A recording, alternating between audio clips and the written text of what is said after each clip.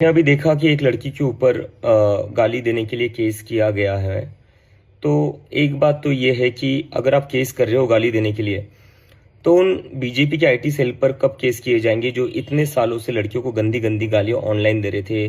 क्या क्या शब्द इस्तेमाल नहीं कर रहे थे वो लड़कियों के लिए, कहीं से भी वो इज्जत नहीं कर रहे थे लड़कियों की। और वो लोग प्राउडली अपने बायो में लिखते थे फॉलोड बाय पीएम मोदी। ऐसे लोगों ने लड़कियों को गंदी गंदी गालियां दी है, उनके ऊपर केस कब होंगे। और बात बस बीजेपी आईटी सेल तक नहीं है, इनके मेंबर ऑफ पार्लियामेंट जो है रमेश बिधूड़ी जी, उन्होंने किन शब्दों का इस्तेमाल किया था एक फेलो मेंबर ऑफ पार्लियामेंट के लिए सबको याद है। यूपी के जो सीएम है योगी आदित्यनाथ, उनका एक वीडियो भी आया था जहां पर जो एनआईए का कैमरा पर्सन था उसके लिए भी उन्होंने गालियां दी थी। तो ये क्या चल रहा है, इस देश में दो कानून चल रहे हैं क्या? यूथ के लिए एक अलग कानून है और बीजेपी और उनके नेताओं के लिए अलग कानून है।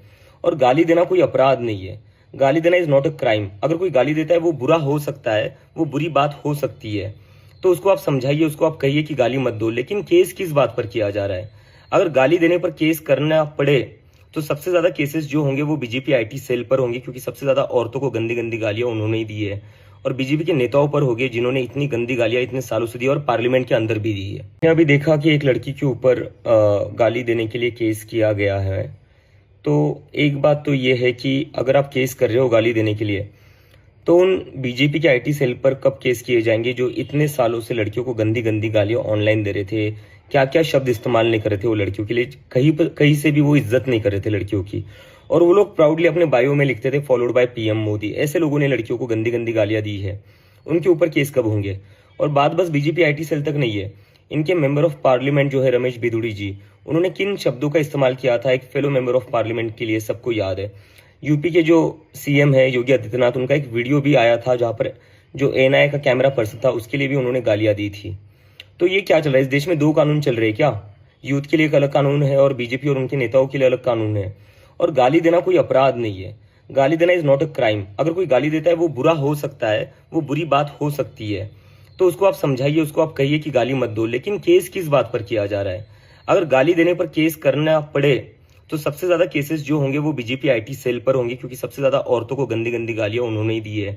और बीजेपी के नेताओं पर होंगे जिन्होंने इतनी गंदी गालियां इतने सालों से दी और पार्लियामेंट के अंदर भी दी है। मैंने अभी देखा कि एक लड़की के ऊपर गाली देने के लिए केस किया गया है।